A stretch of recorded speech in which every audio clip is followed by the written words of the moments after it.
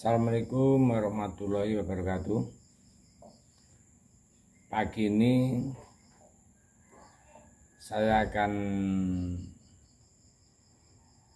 mengotak-atik menganalisa perkembangan perpolitikan Indonesia.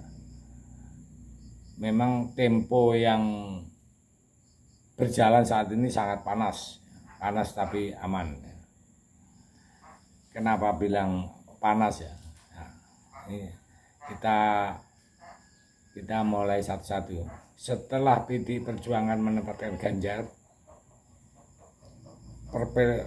perpolitikan Indonesia itu bergetar ya, terutama untuk partai-partai politik ya. Rencana kemarin akan terjadi koalisi besar antara KIP dan KIR yang beranggotakan, kalau KIR kan kita sudah tahu Gerindra dan PKB, KIP kan PAN, P3 dan Golkar. Dengan adanya Ganjar dideklarasikan, KIB sudah mulai goyah karena P3 sudah terang-terangan merapat ke Ganjar, mendukung Ganjar. Nah, ini seru ya. Kemarin ada beberapa 2 hari yang lalu, Pak Erlangga Hartarto, ya, Ketua Golkar, ada pertemuan dengan Demokrat. Tanda-tandanya apa ini? Nah, jadi inilah yang terjadi saat ini di perpolitikan Indonesia. Sementara untuk PAN sendiri itu sudah sering ya membuat statement-statement yang arahnya akan mendukung Pak Ganjar. Nah, kalau kita lihat untuk PDI Perjuangan dengan mencuplik pidato Bu Mega ya, yang kata-kata yang sangat mendasar menurut saya, yaitu PDI Perjuangan adalah akan berusaha memenangkan Pilpres 2024 dengan fondasi nasionalis dan religius. Artinya PD udah tahu kita nasionalis, nggak usah diragukan. Nah, religius di sini menurut saya dia akan merekrut P3 yang sudah jelas dan PAN. Mengarah dari itu semua, kita sudah tahu bahwa Pak Sandiaga Uno, Menteri Pariwisata kita, udah jauh-jauh sebelumnya sudah masuk ke P3. Apa yang akan terjadi seperti ini? Jadi skenario ini itu udah mau mengerucut ya. Apakah Pak Ganjar mau pasangan dengan Sandiaga karena P3 sudah merapat? Nah, ini kita perlu amati ya,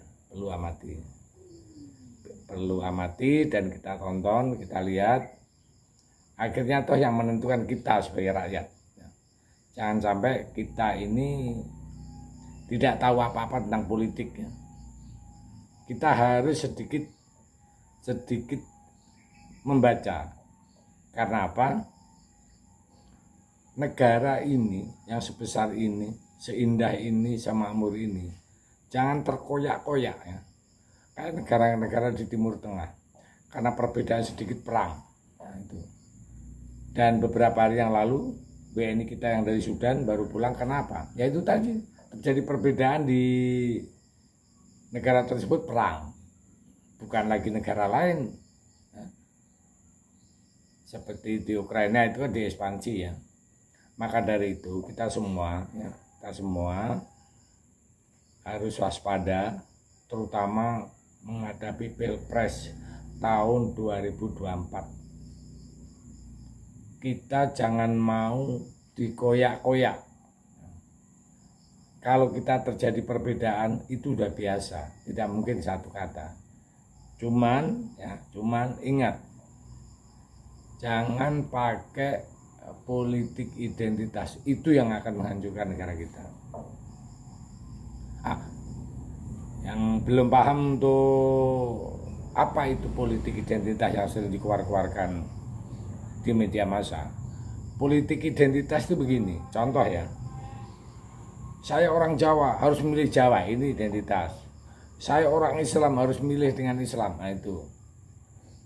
Terus misalnya di masjid ada ceramah-ceramah, pilihlah yang ini, si A ini, karena ini bisa mengantarkan kalian ke surga. Nah itu identitas, ya, identitas. Kalau itu terjadi, bahaya, negara bisa pecah. Perang saudara itu sangat membahayakan kita semua, ya. Jadi fondasi yang sudah dibangun Pak Jokowi sampai sekarang itu sudah cukup bagus. Radikal-radikal sudah diberantas, istilah tinggal akar-akarnya. Maka dari itu kita sama-sama menjaga. Nah, strategi yang sekarang ini menurut saya memang strategi di belakang layar Pak Jokowi, karena endingnya kemungkinan head to headnya antara Ganjar dengan Pak Prabowo. Yang satu itu ya udah kita nggak usah bahas karena dia arahnya politik identitas terus ya. Saya tidak sebut namanya, tapi arahnya ini skenario besar. Nah, kalau head to head nanti antara Pak Prabowo dengan Pak Ganjar, mungkin kita agak aman sedikit lah, karena tidak ada percaya untuk politik identitas. Nah, dan kalau kita analisa lebih dalam, nah, mungkin Pak Ganjar akan sebagai pemenangnya, ya. Mari kita bersatu, semua jaga NKRI yang negara yang sangat besar ini, dengan keindahan ini, dengan kedamaian ini, ya. Saya pikir itu. Terima kasih. Merdeka.